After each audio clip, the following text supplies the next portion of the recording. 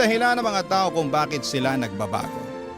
Madalas dahil nasasaktan sila ng todo.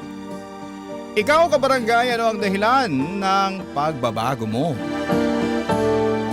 Dear Papa Dudut, ako nga pala si Cha, 25 years old at maagang naging man-hater. Dahil paulit-ulit akong niloko ng mga karelasyon ko. 14 years old ako noong first time na ma-in love. Sa kaklase ko, gwapo, masarap, kasama, talented. Yun siya kaya ang bilis kong ma-fall. Nung niligawan niya ako, syempre hindi na ako nag-inarte. Dream boy talaga ang level niya. Pero kasing level din pala niya si Satanas. Pinagsabay niya kami noong pinakamagandang girls sa kabilang klase namin. Naka-move on din naman ako after that, Papa Dudut. 18 years noong next akong na in love. Pero malas pa rin. Yung next kong naging boyfriend ay isa palang bakla. Akala ko kampante na ako na hindi niya ako ipagpapalit sa ibang babae pero pinagpalit naman niya ako sa ibang lalaki. Ang third boyfriend ko naman akala ko ay serious na. Maayos naman ang relasyon namin. Tinanggal niya ang trust issues ko at malalim na love ang na-feel ko for him. Tumagal po kami ng ilang taon bago siya nag-decide na iwanan po ako. Just because nanawa na siya sa akin. Boring daw ako, walang toyo, hindi nakikipag-away, hindi nagsiselos. Baliw, hindi ba? Sobrang na-hurt ako na dahilan kung bakit I choose na baguhin na ang pagkatao ko.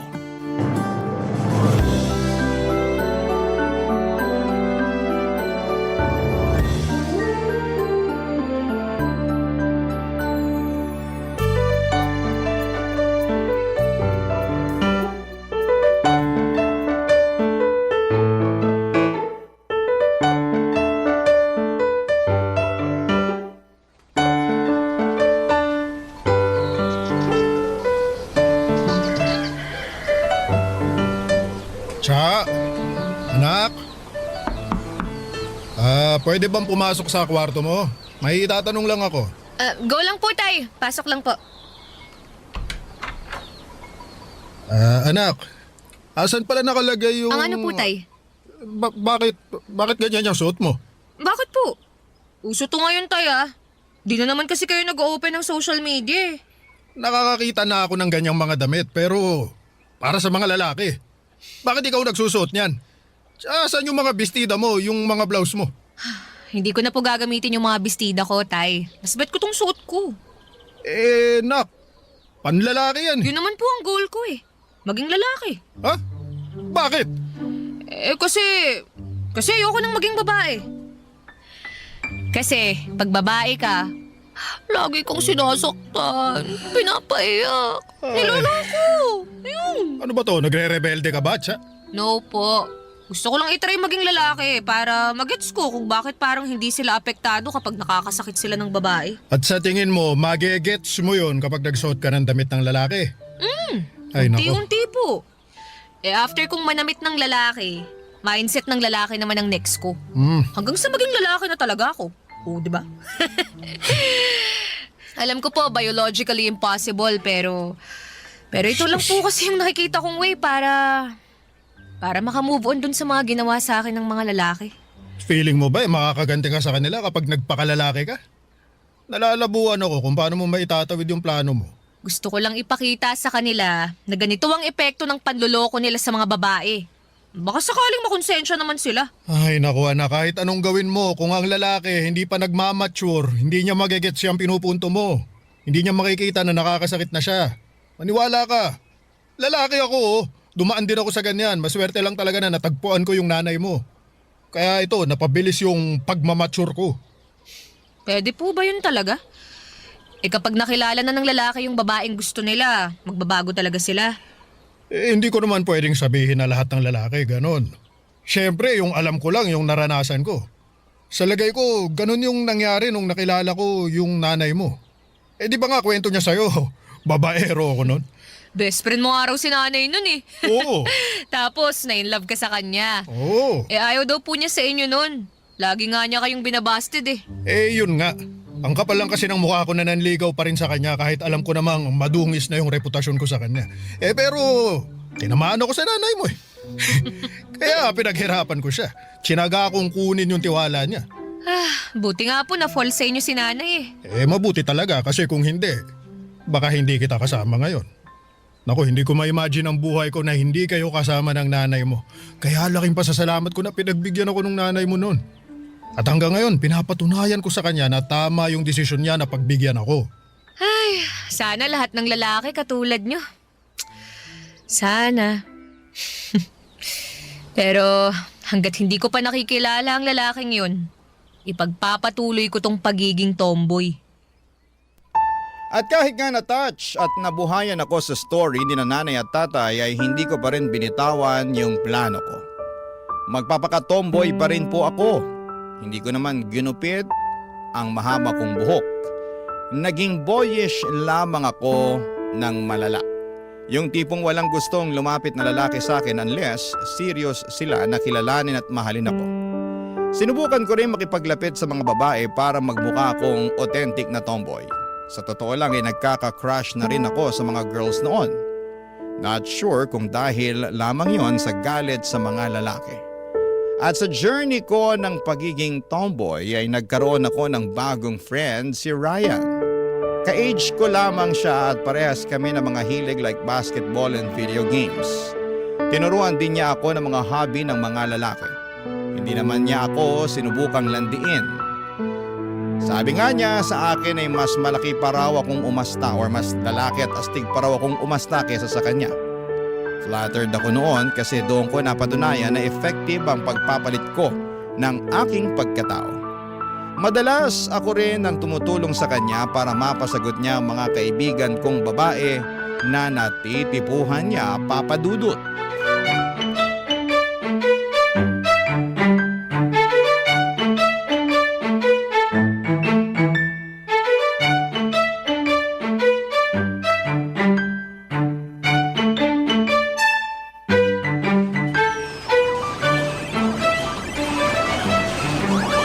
Saan tayo mamaya?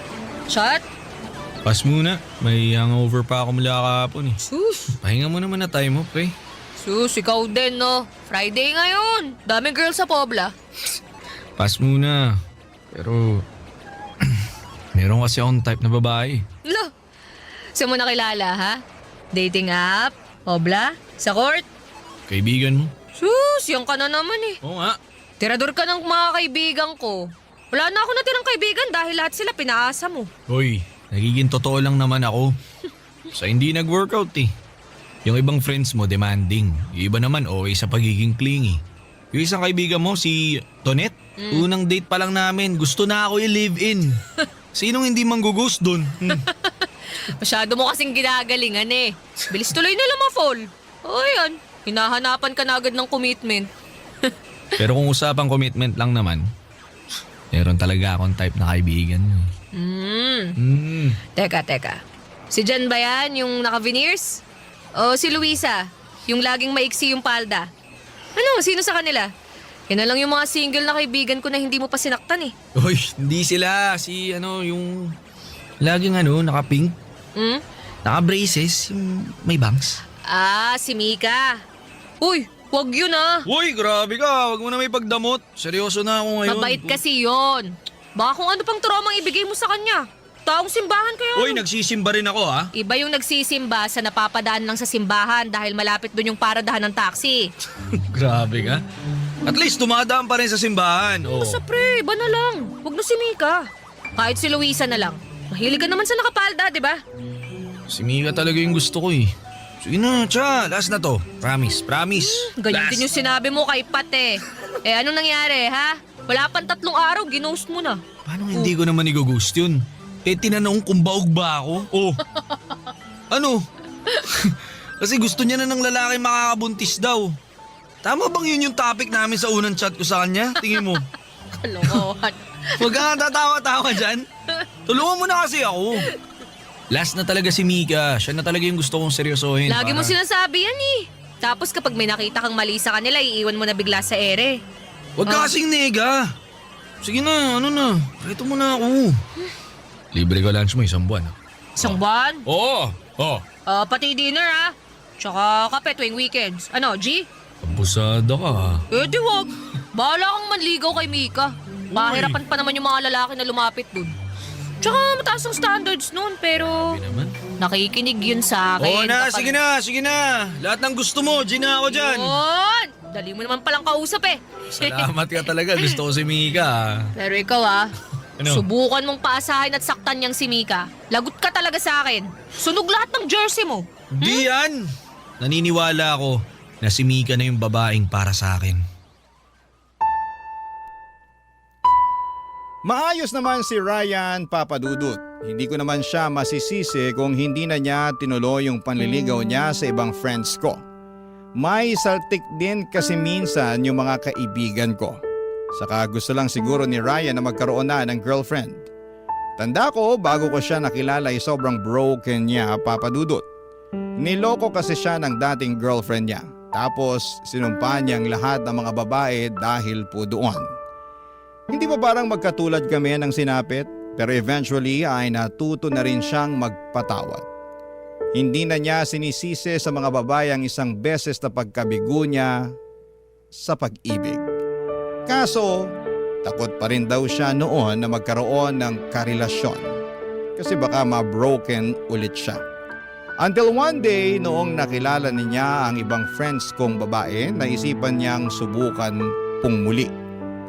Yun nga lang, hindi rin nag-workout kasi hindi sila nag-match. Hoping na kay Mika ay maging okay na si Ryan.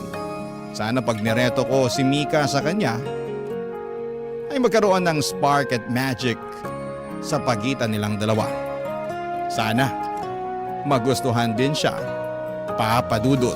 Barangay Love Stories. Barangay Love Stories. Papadudut, kailan ko lang naging kaibigan si Mika. Noong time kasi na sobrang broken ako ay nag-decide akong sumali sa church activities malapit sa amin. Saktong youth leader doon si Mika, Papadudut. Napunta ako sa group niya at tanda ko pa na nakasuot siya ng all pink. Mukha siyang cotton candy sa paningin ko at malaki ang naitulong ni Mika sa akin sa pag-move on ko. Panay ang kumusta niya sa akin kung nagiging okay na raw ba ako. Hanggang sa naging close na kaming dalawa kahit noong time na naka-move on na ako sa recent ex ko. At doon pa rin po si Mika para kumustahin ako. Kaya ang laking takot ko na hindi sila mag-workout ni Ryan kasi parang hindi ko alam kung sino ang kakampihan ko o dadamayan sa kanilang dalawa kapag nangyari yon. Pero tinigil ko ang kaka-overthink, Papadudut. Malay ko ba naman kung isang araw sila naman pala ang magkatuluyan, hindi ba?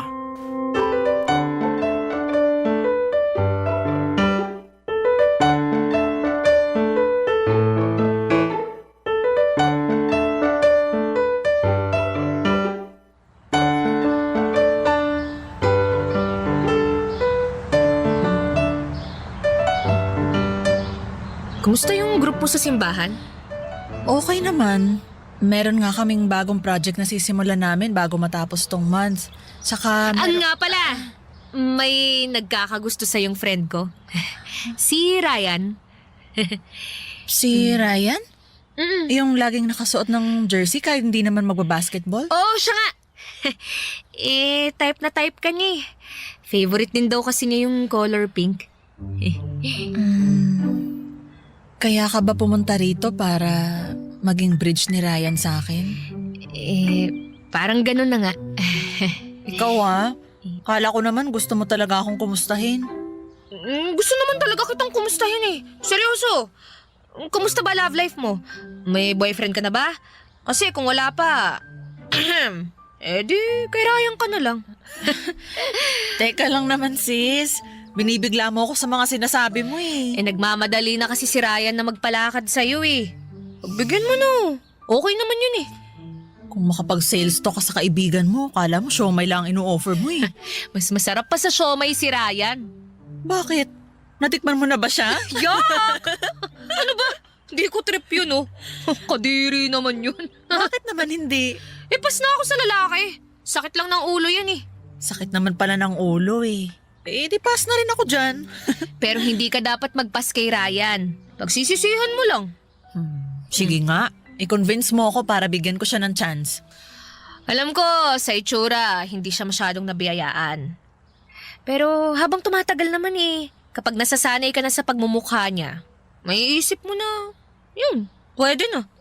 Oh, ganun. Parang ayoko nang pwede na. Kung hindi naman basihan ng itsura, ayos talaga si Ryan. Nakakatawa yun, alam mo ba? Very sensitive yun sa ibang tao.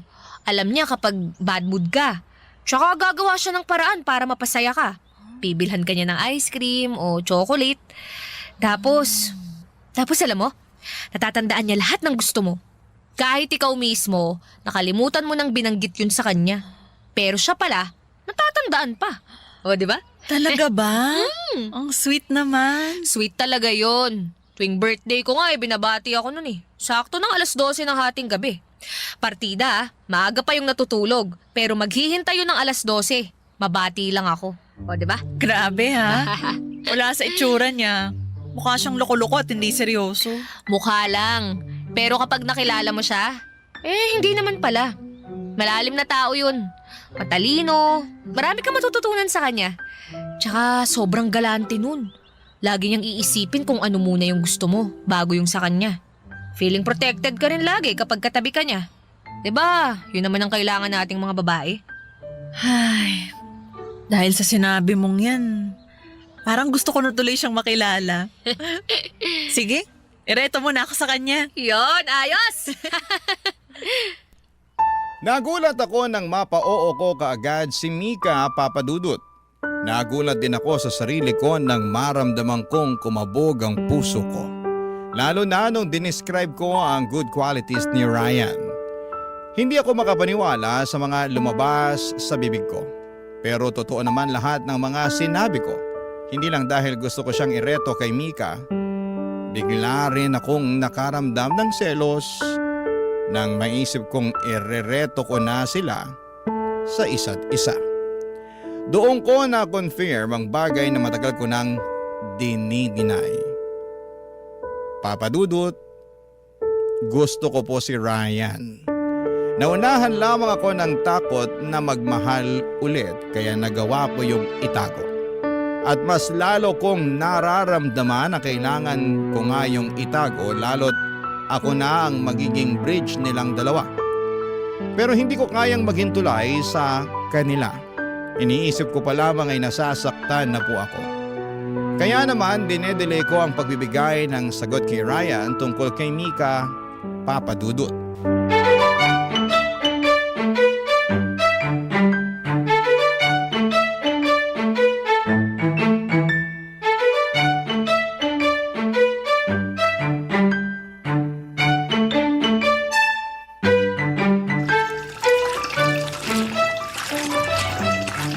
Uy, ano na siya? Hoy Karen, anong ginagawa mo rito sa bahay? Malamang hingi ng update. Anong update? Ito naman parang tanga. Update kay Nika. Ano na, pasado na. Umuwi ka na nga muna, istorbo ka eh. Dami kong nilalaban ngayon oh. Tulungan na kita maglaba. Sabihin mo lang sa akin kung ano sabi ni Mika. Ayoko ng paglalaba mo. Kung na nga yung tutulungan dyan eh. Hindi ka nga nakakatulong eh. Nung last na tinulungan mo ako maglaba, yung mga dekolor ko biglang namuti. Yung mga puti naman nang itim. It's the thought that counts. Sus, tot, that counts ka pa. Umalis ka nga. Sumagot Marami ka na pa muna talaga kasi. akong gagawin. Ano nga? Nakausap mo na ba si Mika? Oo na. O ano sabi? Basta. Siya naman eh. Pinapaasa mo lang ba ako kay Mika? Ano na ba nangyayari? Ilang araw ka nang umiiwas sa akin ha? Kala mo hindi ko napapansin? Ay nako, sigurado ka bang gusto mo si Mika? Oo nga. Dumaan nga ako sa church nila nung isang araw eh. Grabe, ang ganda niya. Sana, di na siya magpahaba ng bangs. Tsaka sana, lagi siya nakapink. Lakas mga babae. Alam mo, nakakairita ka na. Umalis ka na nga. Grabe ka. Ba't ba kanina mo pa ako pinapaalis? Kasi marami pa nga akong gagawin. May tinatago ka, no? Ha? Ako? May tinatago? Oo. Ba't di ka makasagot tungkol kay Mika? Ano ba nalaman mo? Ano, busted na ako? Ay nako, eto na nga. Ayoko lang talagang manggaling sa akin pero dahil makulit ka, sasabihin ko na. Mabaho ang paa ni Mika. Huh? Kahit nakasapatos yun, maalingaso yung amoy ng paa niya. Alam mo yung cheese na nabubulok? Ganun na ganun. Diri naman. Oo! Kaya nga sa simbahan, laging nakatutok yung electric fan sa paa niya eh. Para lang mahanginan at maitaboy ang baho. Seryoso ka ba? Oo nga. At saka eto pa. Alam mo bang kahit bagong ligo siya, amoy ginisang sibuyas pa rin ang kilikili niya? Weh! Oo! Kahit 1 kilometer away ka sa kanya, maaamoy mo eh. Sobra ka naman. Kaya ikaw din. Gusto mo pa bang manligaw ng babaeng mabaho ang paa at saka kilikili ha? Oy, saka balita ko ha. May kuto yun. Kaya laging nakabangs. Pero, gusto ko pa rin siya eh. Lah, gusto mo siya kahit ganun na ang mga sinabi ko sa kanya? Madali lang naman solusyonan yung baho ng kiligili. Deodorant lang yun, tsaka foot spray. Ako bahala dun. Bibilang ko pa siya. Pati yung pinakamalakas na antibacterial soap. Hanapin ko yun para sa kanya. Kung kuto naman kalaban, gata lang kalaban nun. Ganun kasi ginawa ni nanay nung nagkakuto kami ni ate noon eh. Akong bahala. I can fix her.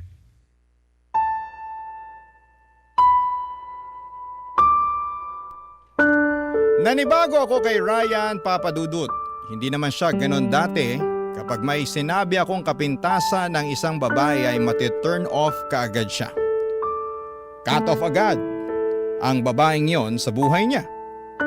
Pero bakit noong siniraan ko na si Mika ay gusto pa rin niya, Papadudut? Nag-offer pa nga siya ng solusyon. Sa totoo lang ay hindi naman totoo yung body odor at kuto ni Mika. Gawa-gawa ko lang yon. Desperada na kasi akong mapapayag si Ryan na tigilan na si Mika. Kaya lang epic fail ang mga bagay na yon. Hindi ko magad si Ryan at doon ko na-realize na mukhang tinamaan na siya kay Mika. Bigla akong nagselos.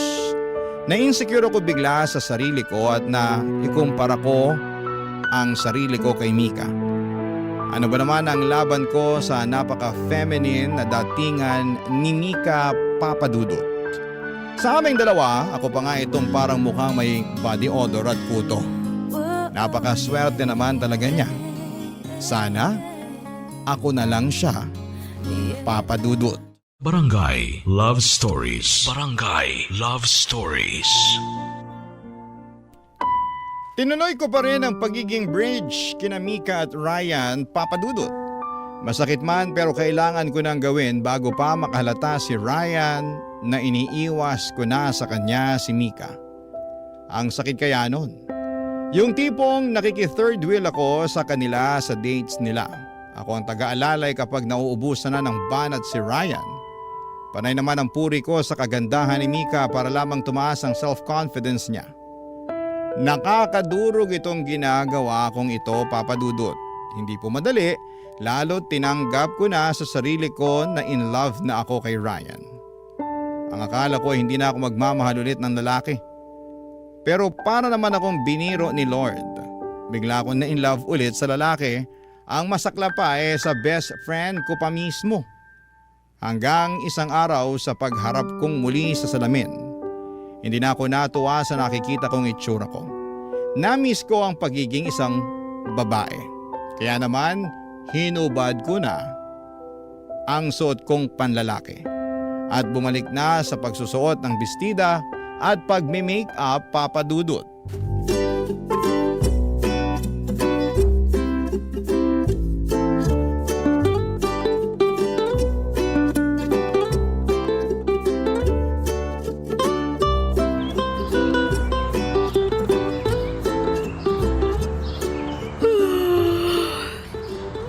Nakakaantok naman. Cha! Cha! Si Ryan? O Ryan! Sino ka? Baliw! Si Chato! Andiyan na si Mika? Poser, hindi ikaw si Cha. Ba't nakabistida ka? Tsaka ba't naka-lipstick ka? For a change! For a change ka dyan. Sobra naman yata itong ginagawa mong change. Bakit? Hindi ba bagay sa akin? Sakto lang. Dapat ba mas floral yung dress na sinuot ko? Kulang ba sa tangkad tong heels ko? Mas bagay ba pag naka-red o pink lipstick? Ikaw ba talaga yan? Wala kang kwentang kausap. Kainis to. Asan na ba si Mika? Hindi sumasagot sa tawag ko eh. Sa kanya na lang ako magpapa-outfit check. Kayo talagang mga lalaki, wala kayong kwentang kausap. Uy, pati outfit mo sa mga lalaki mo pa sinisisi ha. Kami na lang lagi may kasalanan. Eh kasi naman, hindi ka sumagot ng maayos dyan. Ano ko sasagot eh? Nabigla ako eh. Ngayon lang kita nakitang maging babae. So ibig sabihin, mukha akong lalaki noon. Bakit? Di ba yun naman yung goal mo? Nagsusuot ka ng damit panlalaki. Ano pang inaasa mo magiging tingin ko sa'yo? Ngayon, anong tingin mo sa akin? Ha? Oo, tingnan mo na. Walang kwenta. Ano ba kasi nakain mo? Ba't biglang nagpakababae ka? Alam mo, laitin mo na lang ako ng derechahan kaysa paligoy-ligoy ka pa dyan. Sige, gusto mo yan ha? Iksi ng bestida mo ha? In fairness. Puti pala ng tuhod mo. Pero hindi ko sinasabing bagay ha? Hindi ko bagay ang bestida. Bagay na hindi. Paano ba to? Huwag ka na nga magsalita. Kakainis to eh. Pero hindi, yung lipstick mo ayos. Maganda, bagay sa'yo. Di ka na maputla, mukha kang basta, maganda. Maganda ako? Uy, hi guys! Uy. Sorry na late ako ha. Uy, Cha, naunahan mo pa pala ako. Pasensya pala kanina, hindi ko nasagot yung mga tawag mo kasi naman nakikipagpatentero ako sa mga sumasakay sa MRT eh. Kakarating ko lang din naman eh. Uy, teka lang. May napapansin ako ha. Ikaw ba talaga yan, Cha? Uy, ang ganda mo. Sabi ko naman sa'yo, magbalik loob ka na eh. Tingnan mo nga oh. Oy, Ryan. Tingnan mo nga tong best friend mo oh. Di ba ang ganda niya? Ha? Pwede na. Anong pwede na? Wala talaga kayong kwentang mga lalaki, no? Sinabi ko na nga rin yan sa kanya kanini. Sobrang girly mo today, Cha. I love it. Kailangan mo nang irampa yan sa mall later, ha? Ano, tara na? Uy, Ryan. Nakatulala ka dyan. Tara na. Isasama ba talaga natin si Cha? Ha? Bakit naman hindi? Napag-usapan na natin to kahapon, ha? Anyari sa brain cells mo? Lumipad na naman ata kung saan, eh. Hindi, naisip ko lang. Baka hindi pa siya komportable na maging ganyan, babae. Baka may lang siyang maglakad-lakad sa mall, lalo kapag pinagtinginan siya ng mga lalaki.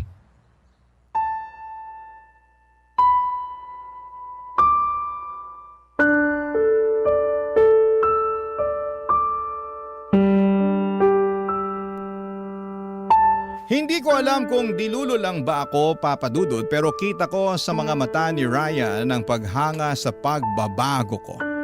Panay ang tingin niya sa akin lalo na kapag hindi nakatingin si Mika sa kanya. Ako naman ay nagpapanggap na hindi ko yon napapansin. Deep inside ay grabe ang kilig ko. Buong araw na magkakasama kaming tatlo sa mall at nakaramdam ako ng tensyon sa pagitan namin ni Ryan hanggang pag-uwi ay napapaisip ako at napansin na ba talaga niya ako. Naghihintay ako ng chat sa kanya, umaasa na baka umamin na rin siya. Pero inabot na ako ng umaga sa kakahintay ay wala siyang message sa akin. Pagkatapos noon ilang araw na niya akong iniwasan. Nasaktan ako. Akala ko naman may chance na ako sa kanya, nagrebelde ako. Pero hindi na ako bumalik syempre sa pagiging boyish. Sinubukan ko nang makipag-date, sumama sa mga party kung saan ay merong mga lalaki na pwede kong magustuhan. Isang gabi ay nasundan ako ni Ryan sa isang birthday party na invited ako, Papa Dudut.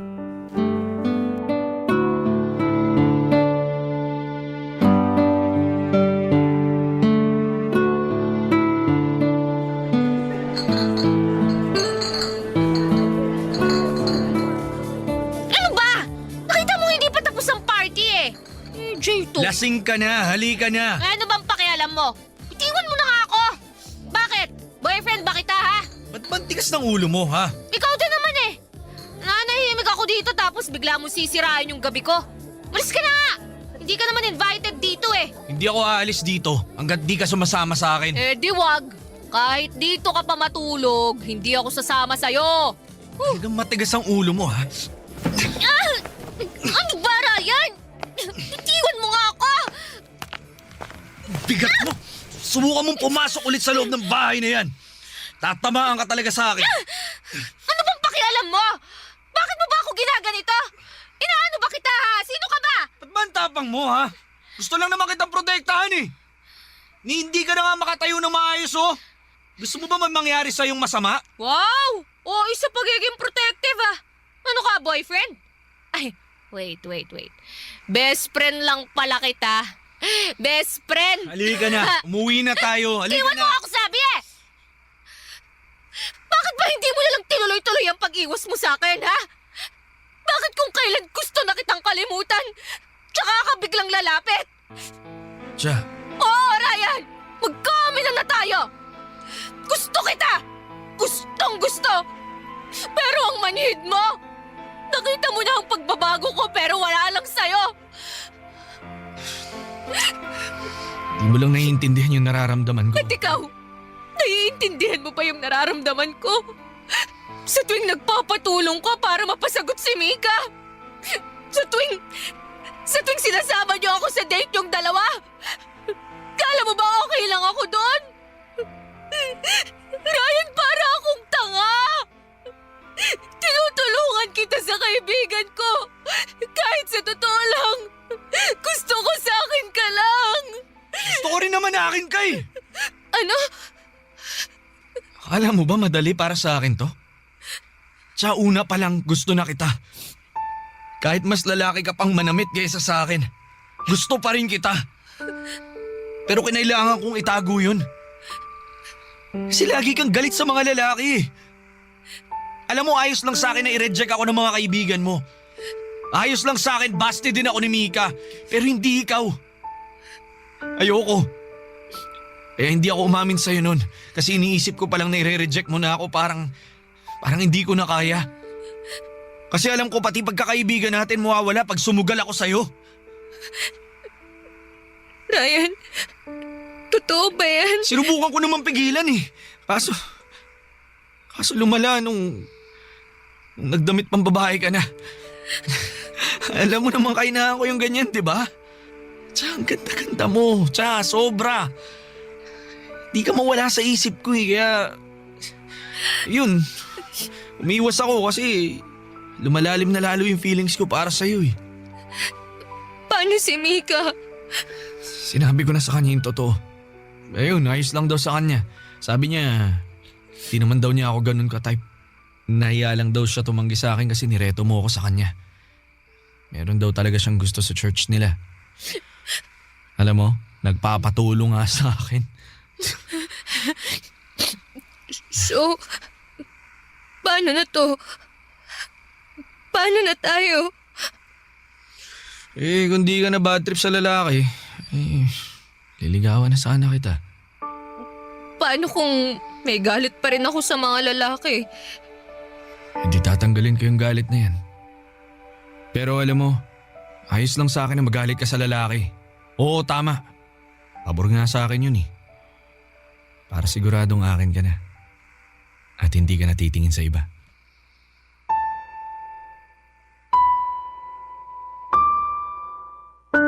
Nagkatinginan kaming dalawa, Papa Dudut. Para bang ang perfect ng lahat. Parang may fireworks sa paligid na tanging kami lamang dalawang nakakakita at nakakarinig. Napakasaya sa pakiramdam. Sa isang iglap ay nawala lahat ng takot ko at galit sa mga lalaki. Parang ang sarap lang ulit magtiwala. Sa ngayon ay inaaral kong tanggalin ang galit ko sa mga lalaki. Malaking tulong si Ryan dito. Mapagpasensya si Ryan sa mood swings ko. Kapag naalala ko ang mga nangyari sa past ko ay andyan siya para i-assure ako na mag-heal din ako. At dahil po doon ay mas lalo akong lumalambot. Iba talagang nagagawa ng totoong pag-ibig sa tao. Walang kahit na anong galit o trust issues ang magwawagi. Basta meron lang isang tao na handa kang intindihin. Maraming salamat po sa pagbasa ng aking liham. Ang inyong kapuso at Barangay Forever, Cha. Kwentuhan naman tayo dito sa comment section. Ang mga kwento ng pag-ibig, kwento ng buhay, at kwento ng pag-asa dito sa Barangay Love Stories. Love Stories.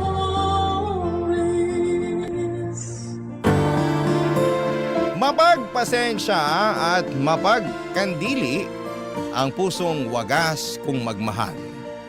Ngunit napupuno rin po ito kapag paulit-ulit na binabaliwala at sinaktan. Ikaw, kabarangay, naranasan mo na bang maabuso ng mga taong malapit sa puso mo? Dear Papa Dudut, naranasan niyo na bang makulong? Hindi sa likod ng mga rehas sa presinto ha, kundi sa responsibilidad ninyo sa inyong pamilya. Ako kasi oo, at akala ko ay hindi na ako makakawala pa mula sa aking pagkakabilanggo. Ang mga karanasan kong yon sa buhay ang rason kung bakit ako sumulat sa programa ninyong Barangay Love Stories. Pero bago ang lahat ay magpapakilala muna ako. Tawagin niyo na lamang po ako sa pangalang Jenica, 27 years old at tubong Montalban, Rizal. Nagtatrabaho ako sa isang private company sa Quezon City. Naisip kong magpadala ng istorya sa inyong istasyon upang ibahagi ang mga karanasan ko sa buhay. Sana ay may matutuhan dito ang mga kabarangay natin. Magsisimula ang lahat noong nasa high school pa lamang ako, Papa Dudut.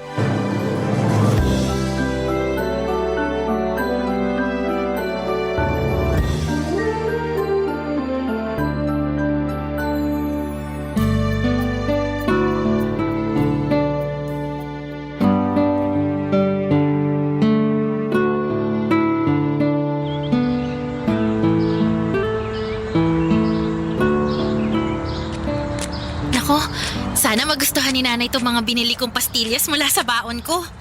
Alam ko kasi na paborito niya to eh. Iba-iba pa yung kulay ng pambalot. Nakakatuwa namang tingnan. Ayun, nandito na ako sa bahay. Nandito na po ako! Oh, bakit ngayon ka lang? Kanina pa kita hinihintay ah. Ano po kasi, dumaan pa po ako sa tindahan ni Aling Sonia kasi nakita ko kaninang umaga na may tinda sila ng mga paborito niyong pastillas. Ito, kaya binilhan ko po kayo, Nay. Alam ko pong paborito niyo yan eh. Salamat. Pero akala mo ba madadaan mo ako sa pagbili niyan? Ano po? Anong ano po? May kasalanan ka pa sa akin, Jenica. Ayan oh. Tignan mo. Ano, pamilyar ba sa'yo itong mga papel na to? Opo, mga test paper. Na tinago mo sa ilalim ng kama mo. Akala mo yata hindi ko makikita, no? Malas mo kasi naglinis ako ng kwarto mo kanina. Kaya nakita ko itong mga test paper na to. Bago lang to ah. Kamakailan lang. Sinadya mo ba tong itago sa akin kasi ang bababa ng mga score mo? Ano po kasi? Pasensya na po kayo, Nay. Anong pasensya? Paano ko mapagpapasensyahan tong mga to? Sabihin mo paano? Teka, kuhanin na ng card nyo ngayon, di ba? Opo. Patingin ako. Po? Patingin ako ng card mo, Jenica. Huwag na huwag mong itatago sa akin yan katulad ng pagtatago mo nito mga test paper na to, ha? Akin na, dali! Sandali lang po. Kukunin ko lang po sa bag, Nay. Namumuro ka na talagang bata ka? Asa na? Ito na po. Ito na po. Ay, Diyos mio. Sinasabi ko na nga ba ang bababa ng mga grado mo? Pasensya na po talaga kayo, Nay. Pero wala naman po akong bagsak. Kahit na, pasang-awa lang naman to mga grado mo. Paano hindi magiging ganito kababa mababa rin ang mga score mo sa test? Bobo ka ba? Po? Ang sabi ko, bobo ka ba? Kasi mga bobo lang naman na nakakakuha ng mga ganitong grado. Pati na rin ang ganitong score sa test. Sobra naman po yata kayo, Nay. Sobra na kung sobra, pero may karapatan naman akong sabihin yon dahil sumobra na rin ang kabobohan mo. Bakit hindi mo tularan ng Kuya Jason mo? Sakto lang din naman po yung mga grade ni Kuya. Hindi naman ganun kataas, pero bakit ako lang po yung pinapagalitan ninyo? Grabe naman po kayo magalit sa akin, Nay. Wala naman po akong bagsak. Ba't nakuha mo pa talagang mga tuwiran, ha? Nagsasabi lang naman po ako ng... Kumpara naman sa kuya mo, mas marami naman siyang kayang gawin kesa sa'yo. Magaling siyang tumugtog ng drums. Kaya nga nasali siya sa banda ng eskwelahan ninyo, hindi ba? Mahusay din mag-basketball. May itsura kaya laging laman ng mga pageant. Magaling makisama, magiliw kaya maraming natutuwa sa kanya. Ay naku, ang anak kong yun, napaka-perpekto. Ikaw, sa pag-aaral ka na nga lang babawi, pumalpak ka pa? Saan ka nalang pupulutin yan pagtanda mo, Jenica? Baka walang kumpanya ang gustuhin kunin ka dahil napakahina ng utak mo. Walang-wala ka talaga sa kalingkingan ng kuya mo. Papadudot, hindi yun ang unang beses na kinumpara ako ni Nanay Irma kay Kuya Jason, pero paulit-ulit pa rin akong nasasaktan. At walang pinagkaiba ang sandaling yon. Akala ko'y manhid na ako pero naapektuhan pa rin ako ng bigat ng mga salita niya laban sa akin. Sa mata ng nanay namin, ang kuya ko na ang pinaka-perpekto. Kulang na lang ay gawin niya itong santo at sambahin. Samantala ang turing naman niya sa akin ay kabaligtaran ng mga magagandang bagay na sinabi niya sa kapatid ko. Hindi talaga patas ang tingin sa amin ang aming nanay simula pagkabata pa lamang. Ang tatay ko lamang ang kakampi ko noon, pero iniwan niya ako nung naghiwalay sila ni nanay. Mas naramdaman ko tuloy na nawala na ako ng puwang sa pamilya namin dahil wala na ang nag-iisang may paborito sa akin. Fast forward. Sa kabila ng unfair treatment ni nanay sa akin, ay nagsika pa rin po ako sa buhay para makapagtapos ng pag-aaral at makapagtrabaho. Pero doon pa lang pala magsisimula ang mas mabigat kong mga problema, Papadudut.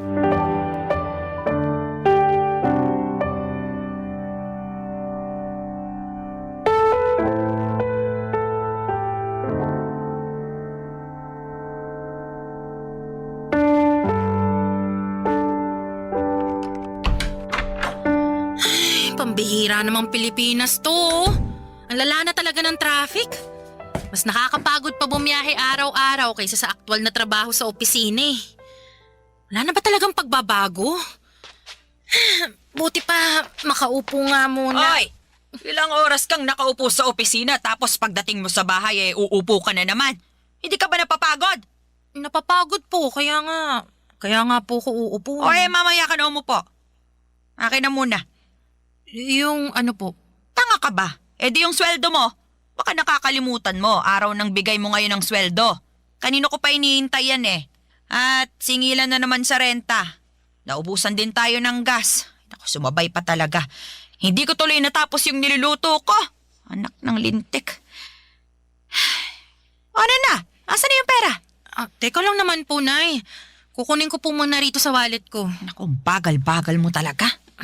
Ito na po, Nay. Akin na. Anak ka ng tukneneng, bakit ganito lang? Po? Sabi ko, bakit ganito lang? Wala ka na bang idadagdag dito? Wala na po, Nay. Sagad na po yan. Kakasabi ko lang, di ba? Singilan na ng renta tapos naubusan pa tayo ng gasol. Hindi ko naman po sagot yung pagbili ng gasol, di ba? Toka po yan ni Kuya, kaya bakit parang balak niyong kunin dyan sa sweldo ko? Bakit hindi? Maliit lang din naman ang ibinigay ng kuya mo. Kaya pambili lang yun ng bigas. Wala na rin yung panggas, hindi na kasya. Di naman po yata tama na sa akin kayo maghahanap ng extra na pera. Dapat po kay Kuya. Bingi ka ba talaga o ano? Maliit nga lang ang nabigay ng kuya mo. At tingin ko wala na siyang malalabas pa kaya sa'yo ko na lang sana kukunin yung pambili natin ng gas. Wala na nga rin po kung malalabas, Nay. Ano wala? Dapat meron! Ha? Ano pong sinasabi niyo? Hoy Jenica, alam naman natin na mas mataas ng kaunti ang sinesweldo mo kaysa sa kuya mo. Dapat may extra na pera ka lalo na sa mga ganitong panahon. Yung nagkukulang ng ambag ang kuya mo. Hinay, hindi naman po itong unang beses na nagkulang ng ambag si kuya sa bahay natin eh. At saka sa lahat ng yun, palagi akong sumasagot. Akong nag-a-adjust. Kahit nga wala na sa budget ko, pinipilit kong magbigay. Pero mali naman po yata na ako lang palagi yung pinapasalo nyo. Lalo na ngayon na wala rin akong mailabas. Di rin po katwiran na mas mataas yung sweldo ko kaysa kay kuya. Magkano lang naman yun, Nay? Teka, nanunumbat ka ba? Hindi po. Wala pong panunumbat doon. Anong wala? Iyon ang tinutumbok mo eh. Ang dami mong sinasabi. Responsibilidad mo naman talagang mag-ambag sa pamilya natin. Pero responsibilidad din po ni kuya yun. Kaya bakit ako lang yung pinupukpok nyo, Nay? Pag si kuya, sakto lang ang inaambag o kaya kulang, wala naman kayo masyadong sinasabi. Pero pag ako, sangkatutak na sermon yung abot ko sa inyo. Aba, intindihin mo, may ibang pinagkakagastusan ng kuya mo. Nabanggit na niya sa akin na may gala sila ng girlfriend niya para raw sa anniversary nila. Magbi-beach daw. Syempre mapapagastos siya, kaya ikaw na muna ang magbigay. Pagbigyan mo na ang kuya mo, wala ka namang pinagkakagastusan eh. Tsaka, hoy, Jenica, paalala ko lang, huwag ka muna magpapamilya ha. Aha? Po, paano naman po napunta dyan ang usapan, Nay? Gusto ko lang paalalahanan ka. Kasi ang baba ng sweldo mo, ni hindi ka nga makapagbigay ng sobra rito sa bahay tapos magpapamilya ka pa. Baka mapabayaan mo lang ang magiging anak mo. Kasi saktuhan lang naman palagi ang kinikita mo. Kawawa naman ang magiging apo ko sa'yo.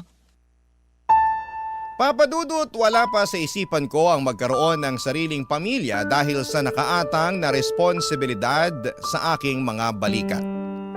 Kaya madalas ay said ang pera ko at wala na halos natitira sa akin kundi pamasahe na lamang. Minsan nga ay pati yun ay kinukuha pa ni nanay kesyo nakukulangan daw siya sa ibinibigay ko. Hindi ko tuloy mapigilang mainggit kay kuya dahil kung magkano lang ang maibigay niya ay wala nang sinasabing malala sa kanya ang nanay namin. Sa bagay, ano pa ba ang dapat kong asahan paborito nga siya kesa sa akin. Bukod po sa pinansyal na aspeto ay tumutulong din ako sa mga gawaing bahay lalo na kapag day off ko. Pero hindi yon ma-appreciate ni nanay at malimit pa rin niya akong ikumpara sa kapatid ko. Kaya nga nasasaktan ako ng husto dahil akala ko ay gagaan na ang pakikitungo niya sa akin lalo't may silbi na ako sa pamilya namin. Ngunit hindi pa rin pala at sa bawat araw na dumaraan, nadaragdagan lamang papadudot ang samaan ng loob ko sa sarili kong ina. Barangay Love Stories. Barangay Love Stories. Papadudot, akala ko noon ay sa mga pelikula lamang makikita ang mga magulang na may lantarang paborito sa mga anak nila kahit na pareho naman ang galing ang mga ito sa sinapupunan nila. At nung personal ko na nga yung naranasan ay napasabi na lamang ako na nag-i-exist pala ang bagay na yon sa tunay na buhay. Kaya nga kahit ayokong mainggit sa iba kong kaibigan at katrabaho na merong mabuting relasyon, sa kanilang mga nanay ay hindi ko pa rin napigilan ang aking sarili. Tao lamang ako, Papa Dudut, nakakaramdam ng pagkainggit, lalo't meron din namang dahilan. Sa kabila ng lahat ay nagpaka-bigger person ako. Inunawa ko ang nanay ko sa abot ng aking makakaya. At para hindi tuluyang masiraan ang ulo kakabuhat sa mga responsibilidad ko sa pamilya namin, natutuhan kong bigyan ng sarili ko ng pagkakataon na makapaglibang-libang naman. Pero hindi ko akalain na pati yun ay mamasamain pa ng magaling kong ina, Papa Dudut.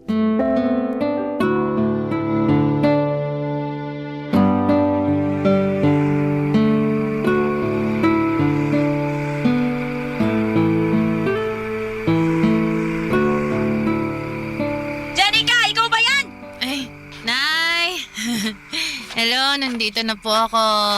Bakit ngayon ka lang? Sira na ba ang orasan mo at hindi mo na namalayan kung ano oras na? 12:00 na ng madaling araw ah! Alam ko naman po yun kasi di naman po sira yung orasan ko. Tingnan nyo. Bagong bili pa tong relo ko. Tingin niya ako niyan. Aray ko naman po, dahan-dahan lang, Nay. Ka talaga ng tatay mong siraulo. Bago nga tong relo mo at mukhang mamahalin pa. Kailan mo to binili ha? Sabihin mo, At magkano ang bili mo rito? Nung nakaraang araw lang. Kalma lang kayo, Nay. Mura lang naman po yan. Magkano nga?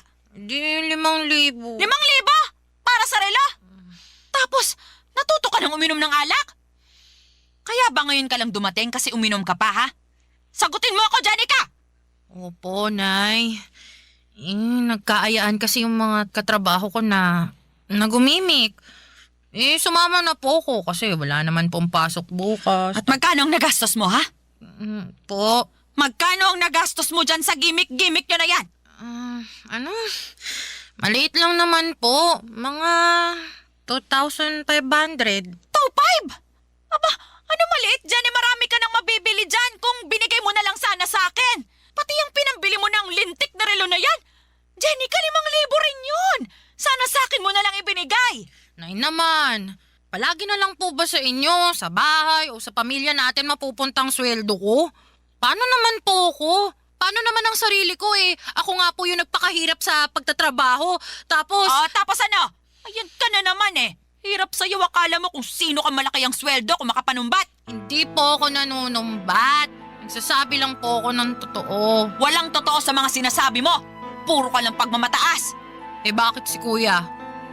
Ano si kuya mo? Pag si kuya ang bumibili ng mga bagong gamit niya, kahit na mamahalin at kahit na magkulang ang inaambag niya rito sa bahay, ayos lang sa inyo. Suportado niyo pa nga eh. Narinig ko, sinabi niyo pa sa kanya na nailibre naman niya ang sarili niya dahil nagpapakahirap siyang magtrabaho para sa pamilya natin.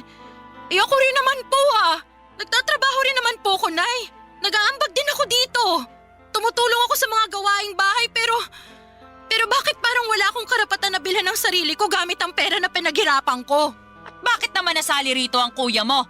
Labas naman siya sa usapan. Yan ang hirap sa inyo, Nay. Pagdating kay kuya, nagmamalinis kayo. Ano ba pinagsasasabi mo? Ang pinag-uusapan natin dito, yung pagbili mo ng kung ano-ano, samantalang malaki ang pangangailangan natin dito sa bahay. At yung pag-inom mo ng alak, kababae mong tao lasinggera ka. Tapos ano, kasama mo mga katrabaho mo ka mo? Ilan ang lalaki sa mga yon, ha? Sagutin mo. Bakit niyo po ba gustong malaman? Sagutin mo, sabi, ilan ang kasama niyong lalaki? Ilan kayo lahat? 8 po. 3 kami mga babae at... Napakalandi mo talaga! Ano pong sinabi niyo, Nay? Saan naman po galing yan? Ano hindi ko sasabihing malandi ka? Sino bang matinong babae ang sumasama sa mga lalaki para makipag-inuman? Wala naman po kaming ginagawang masama eh. Uminom lang, nagkasiyahan. Kahit na! Nung panahon namin, magkahawak lang ang mga babae at lalaki. Pinapakasal na agad ng mga magulang. Ganoon kami kakonserbatibo nung araw. Pero ngayon, napakawalang yani ng mga kabataan. Janica, ayus-ayusin mo lang talaga, ha? Baka isang araw umuwi ka na lang dito sa bahay na umiiyak at sasabihin ginahasa ka ng mga kainuman mong lalaki. Kapag nangyari yun, Janica, naku! Baka palayasin pa kita sa pamamahay natin. Papadudot, pakiramdam ko ay wala na akong karapatang magsaya dahil lamang sa hindi pareho ang nararamdaman namin ng pamilya ko. Lalo na ng nanay ko. Yun bang dapat kung malungkot at miserable sila ay ganoon din ang maramdaman at estado ko sa buhay. Kaya nga sakal na ako ng mga panahong yon. Pakiwari ko ay sarili kong pamilya ang pumapatay sa akin. At pag hindi ako gumagawa ng paraan upang kumawala sa kanila, ay baka tuluyan na akong masiraan ng ulo. Kaya nga para hindi mangyari yon habang meron pang natitirang kaunting pagkatino sa isipan ko at pag-asa sa puso ko, ay nag-decide akong planuhin ang pagsasalba sa aking sarili. Hindi madali para sa akin ang bagay na yon dahil nga mahal na mahal ko ang pamilya ko. Kahit na hindi kami pareho ng nararamdaman sa isa't isa. Pero ginawa ko pa rin at bilang unang hakbang ay kinausap ko nga si Kuya Jason Papadudut.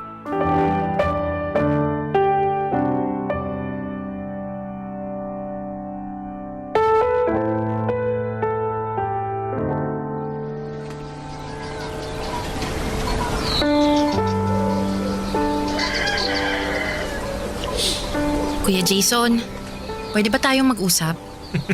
Hindi pa ba tayo nag-uusap? Ayun kinakausap mo na ako. Bakit ka pa ba nagtatanong? Seryoso ako. O bakit? Seryoso rin naman ako ah. Itong mukhang to, mukha ba nagbibiro? O tungkol ba kasi saan ang gusto mong pag-usapan natin? Parang biglaan naman yan. Ano kasi, matagal ko na tong pinag-iisipan. Tapos, nitong nakaraang gabi, nakapag-decide na ako na gusto ko na talagang gawin yung bagay na to, kuya.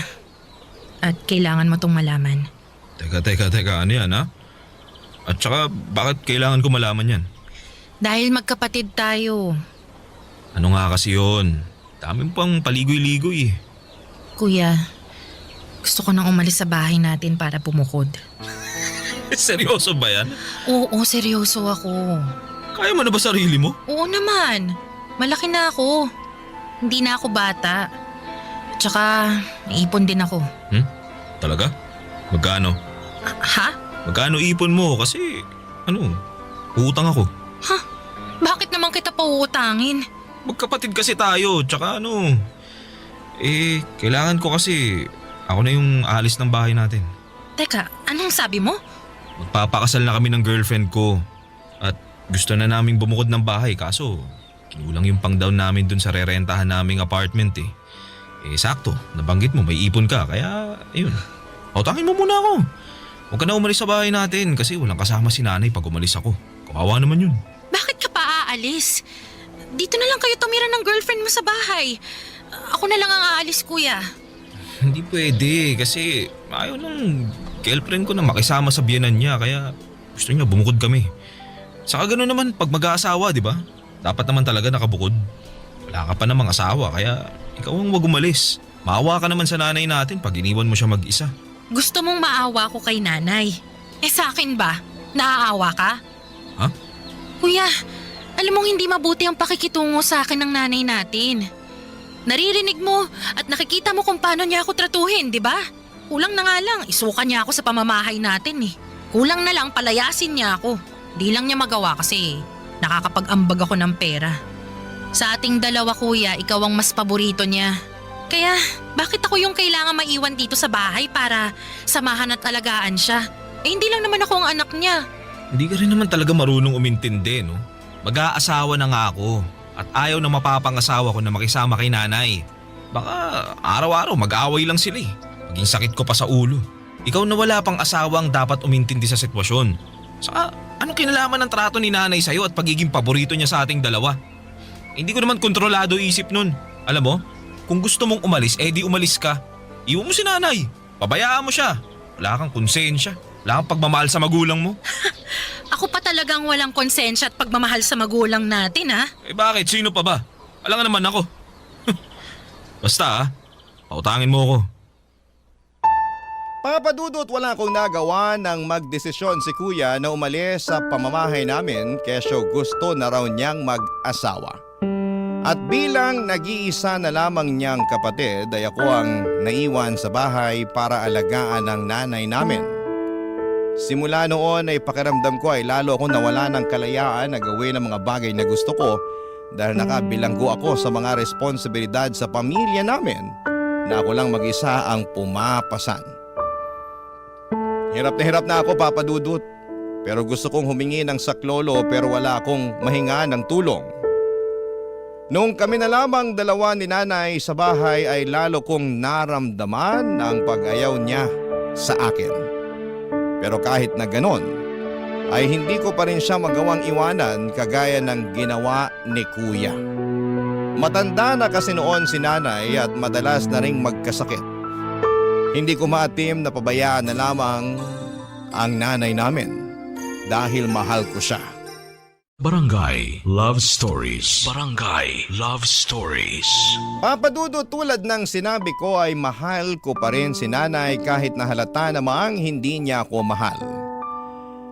Inaasikaso at inaalagaan ko pa rin siya sa abot ng aking makakaya.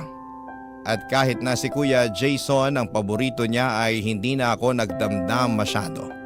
Sa halip ay hinayaan ko na lamang siya sa gusto niya dahil alam ko na hindi ko na mababago ang isip niya. Ginawa ko na lamang ang papel ko sa buhay niya bilang isang anak. nagtrabaho ako ng mabuti at nagbigay ng sweldo sa nanay ko. Tumutulong sa bahay namin pag day off kahit na paulit-ulit niyang sinasabi na hindi niya kailangan ng tulong ko. Sa kabilang banda ay ramdam ko na kailangan talaga ako ni nanay. Lalo pa noong biglaan siyang na-stroke, Papa Dudut.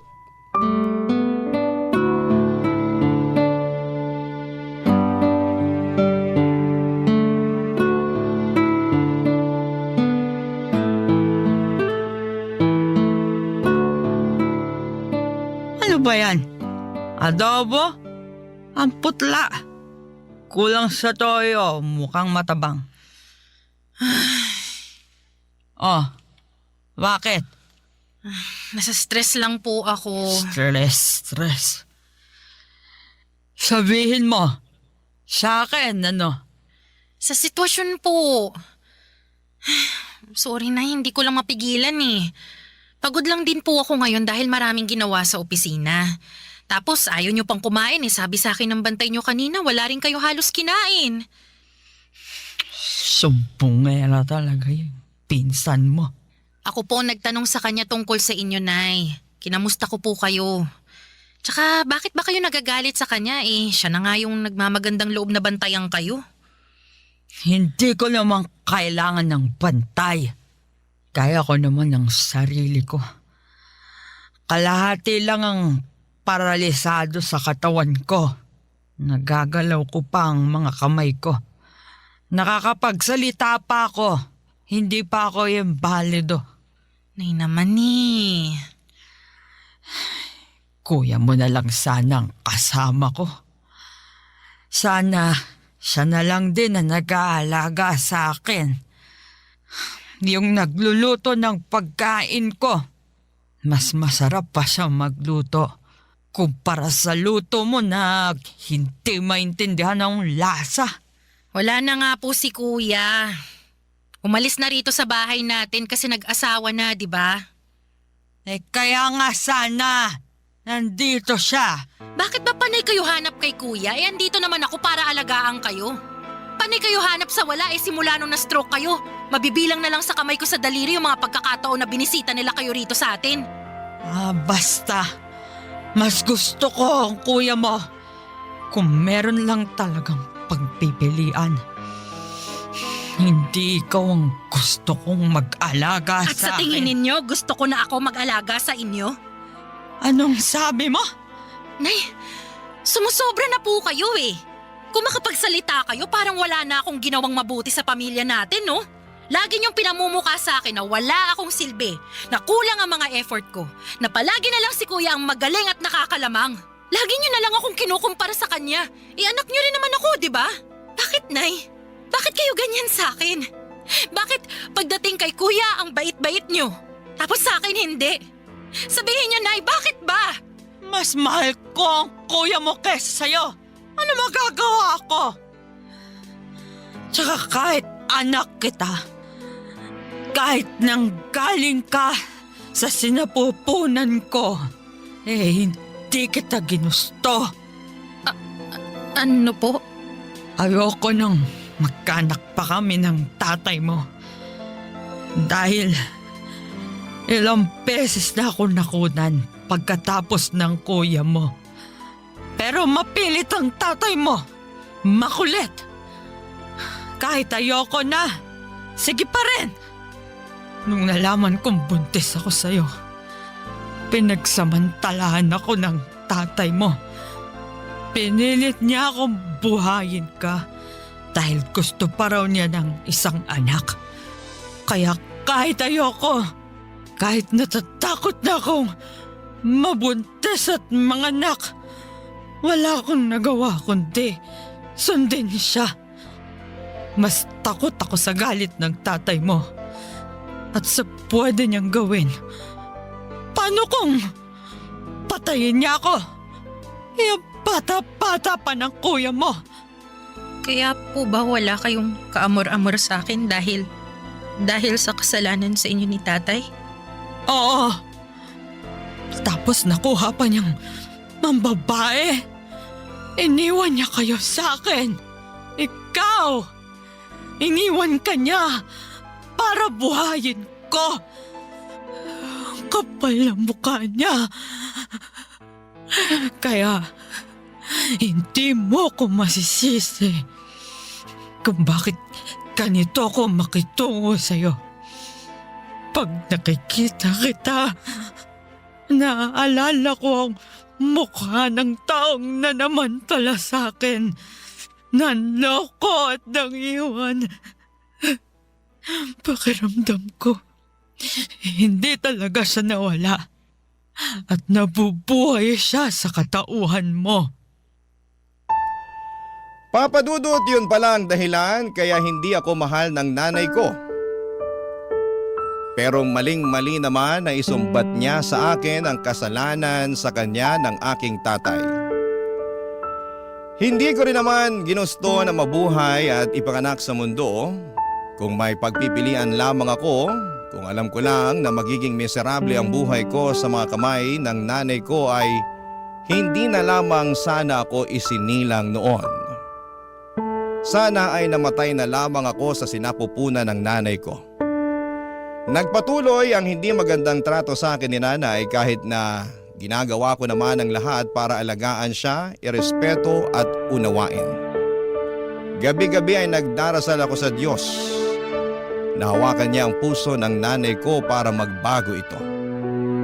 Pero imposible na yatang mangyari yon dahil sa kabila ng karamdaman ni nanay ay mas naging malala pa ang trato niya sa akin. Sa katunayan ay nagawa na rin niya akong saktan kapag inis na siya. Bagay na hindi ko kayang tiisin, Papa Dudut. Doon ko na naisip ang isang bagay na ni sa hinagap ay hindi ko akalaing magagawa ko sa kanya. Dinala ko si nanay sa apartment ni Kuya tulad ng palaging bukang bibig niya na mas gusto niya na si Kuyang mag-alaga sa kanya kesa sa akin. Bukod doon ay dala-dala ko rin ang iba niyang mga gamit, damit at gamot. Nagpatulong na lamang ako sa pinsan ko para madala siya sa nirerentahang apartment ng kapatid ko na gulat sa pagdating ko.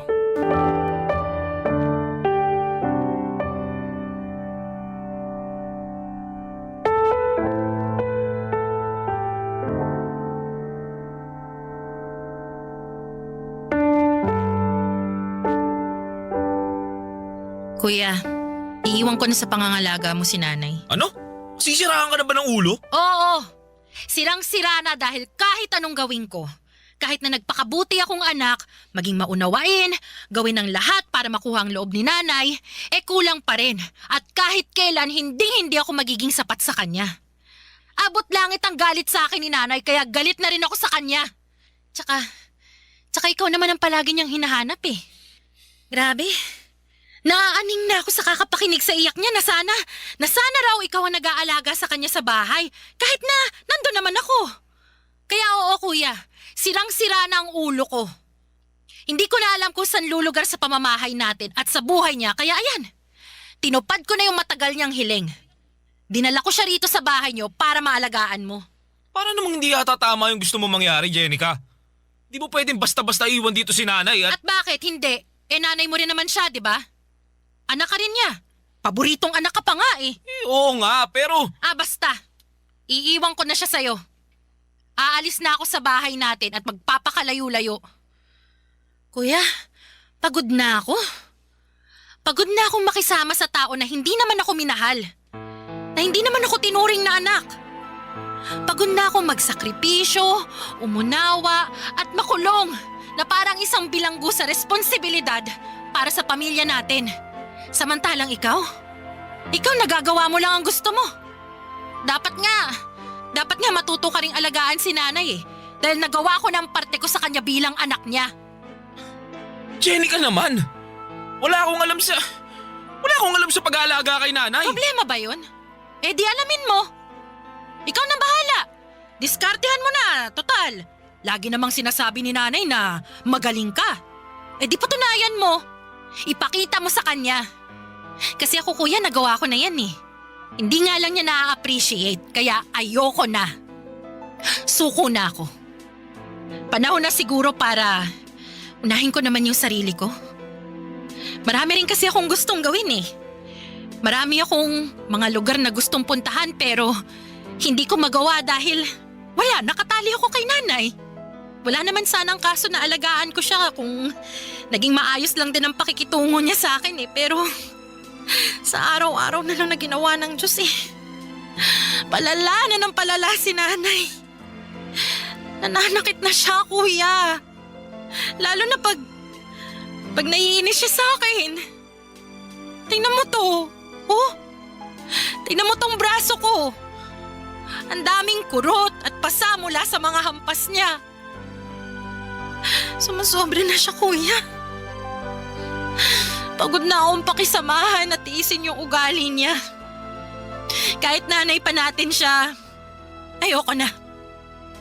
Kaya kuya, ikaw nang bahala sa kanya. At saan ka naman pupunta? Sa malayo. Sa lugar na hindi ninyo alam para hindi nyo na ako mahahanap.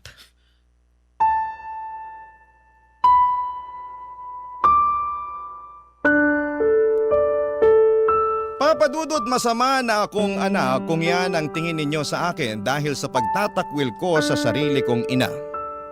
Ngunit kung hindi ko po yun gagawin ay baka matagal ko nang kinitil ang sarili kong buhay sa pagtitiis na pakisamahan siya. Sobrang sirang-sira na talaga ang mental health ko at anumang sandali ay baka mabaliw na ako.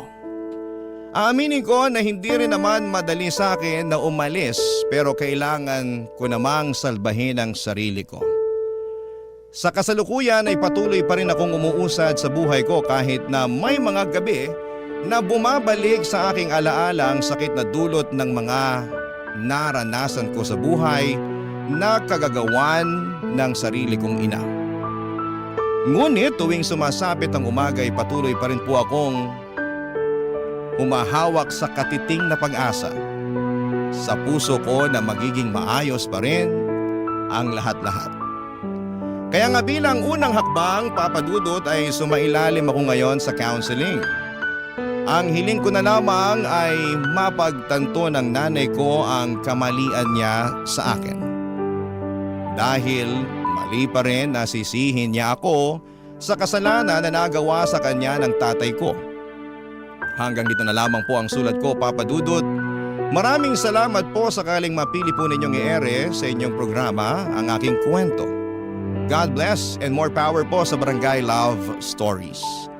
Ang inyong forever kapuso at ka-barangay, Jenica. Kwentuhan naman tayo dito sa comment section.